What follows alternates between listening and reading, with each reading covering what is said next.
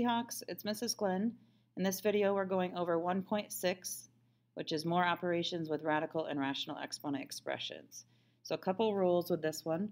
In order to multiply or divide a radical, you need to have the same index. Remember, that's the front number, the small number. So if the front little number is not the same, you can't multiply and divide with them. The properties of exponents apply to rational exponents as well. So when you have your number or letter raised to a fraction, those properties for the exponents with multiplying and dividing are the same rules apply to the fractions as well. So let's move on to an example. So we have the square root of 8 times the square root of 10. You do not need to copy down the perfect squares. I'm just going to show you what that looks like.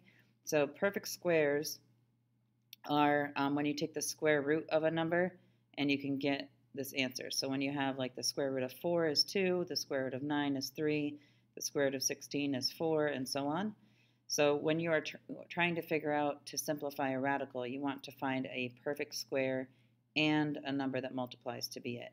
The first thing we have to do here is actually multiply these two, and because there's a little 2 right here and a little 2 right here, these two can multiply together. So you just multiply the radicand, which is the number underneath.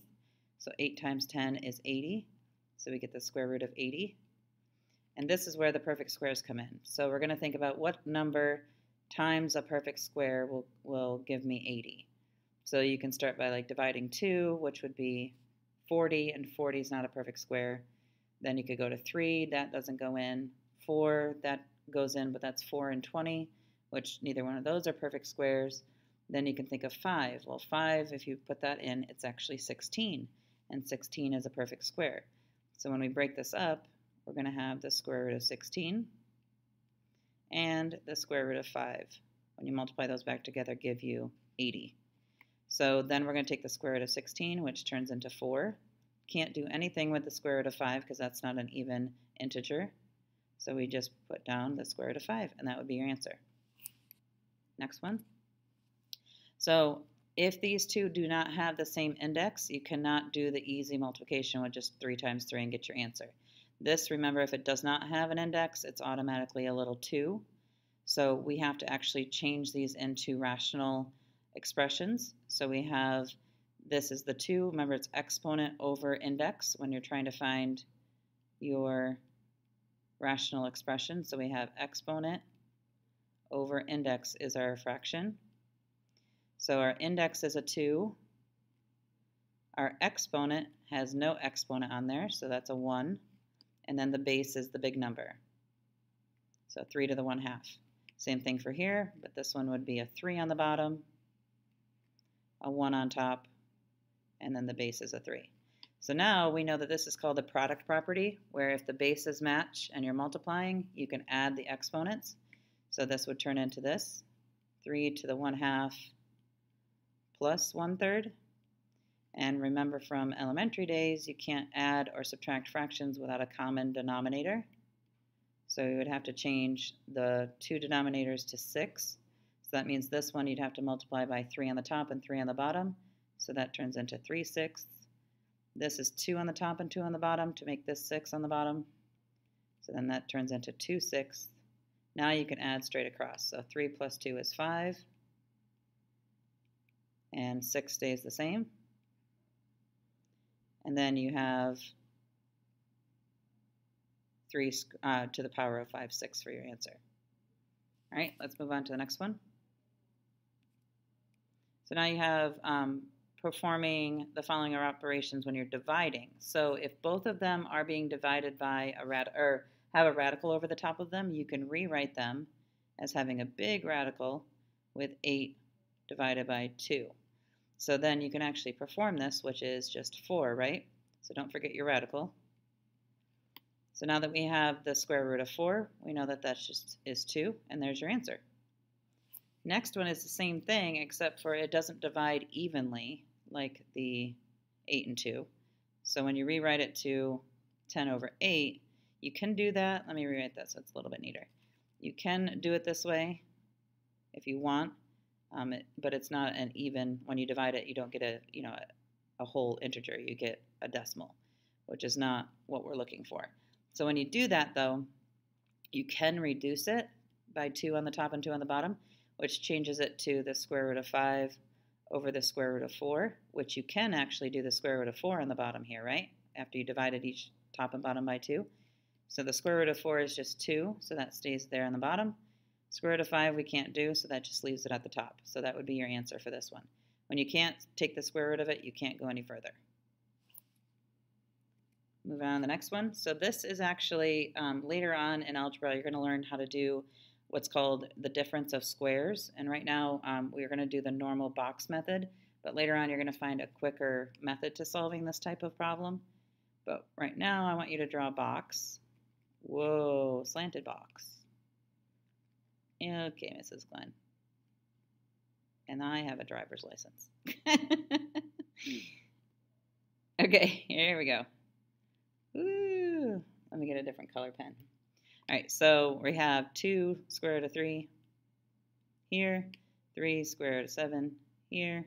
On the side, 2 square root of 3, and then negative 3 square root of 7. So we multiply 2 square root of 3 times 2 square root of 3. You multiply the front numbers, which is 4. Square root of 3 times the square root of 3 is actually the square root of 9, but whenever you're multiplying by the same square root, it cancels out the square root and just leaves the 3. So you see that by the square root of 9 is just 3. So that just turns into 4 times 3, which is 12 for this one. And then same thing for this one. We've got 2 and 3 turns into 6. And then 3 times 7 is 21. And the only reason why we're able to multiply these like this is because they have matching indexes, remember. Just the square root has a little 2 in front. And all of these are just square roots. So they all have that little 2. So then this bottom is negative 3 square root of 7 times 2 square root of 3, which negative 3 times 2 is negative 6. And square root of 7 times square root of 3 is square root of 21. And then this is the same as before, so negative 3 times 3 is negative 9. And 7 times 7 is 49. 49 is a perfect square. The square root of 49 is 7. So that's the same as negative 9 times 7, which is negative 63. So if you look here, remember these diagonals will always be able to cancel out if you did it in the correct order. So negative 6 square root of 21 plus 6 square root of 21 is 0. So that cancels out. So then you're just left with 12 minus 63, which turns into negative 51. And that's your final answer for this one. Okay, now we have a quotient property. So we have 14 times 3 to the 1/2 divided by 16 to the 1/4. So first thing you want to do is convert your rational expressions into radicals. So we have 14, change the color again. We have 14 times 3 to the 1/2, so that's the same as the square root of 3, all over 16 to the 1/4, which is the same as the 4th root of 16. Remember, your bottom number becomes the index. The bottom becomes the index, and if there is no number, that's an automatically a 2 right there. Remember, the square has a little 2. We just don't write it because it's like a known value. All right, so now we have to see if we can simplify any of that. And you actually can simplify the 4th root of 16. So you have to think of what number times itself 4 times will equal 16. Well, that would be 2, because 2 times 2 times 2 times 2 is 16. So this turns into 2 on the bottom. And then you have 14 square root of 3 on top. You can simplify 14 divided by 2 is 7. And you get 7 square root of 3. All right, find the value of k if k to the 1/2 times 27 to the 1/3 equals 2 square root of 12 times square root of 36 over 2 square root of 3. So what you want to do first is you want to work on this right-hand side. Let me change my color again. I'll go to blue. You want to work on the right-hand side to see if you can figure out what the right-hand side is supposed to equal. And then once you find that, you can see what you need to figure out on the left. So first we need to try to reduce what's on the right-hand side. So you can break up the 12 into square root of 3 times the square root of 4. And sometimes the pen color changes. I don't really know why. And then square root of 36 just changes to 6 when you take the square root of 36. And then 2 to the 3/4, or 2 square root of 3 is just copied down at the bottom. And then you'll notice that these two are the same, so they can cancel out. So if you cancel these out, you're left with the square root of 4, which is 2, and times the 6, so that all that side equals 12. So now that you know this side has to equal 12, you can figure out what it needs to be. So if you rewrite this as k to the 1/2 times 27 to the 1/3, all has to equal 12. Well, I know I can figure this one out because this is the cubic root of 27, which we've done a couple times. And that's the number multiplied by itself 3 times to equal 27. And that would be 3, because 3 times 3 times 3 is 27. So I have to figure out what this blank needs to be. Well, I know that 4 times 3 equals 27.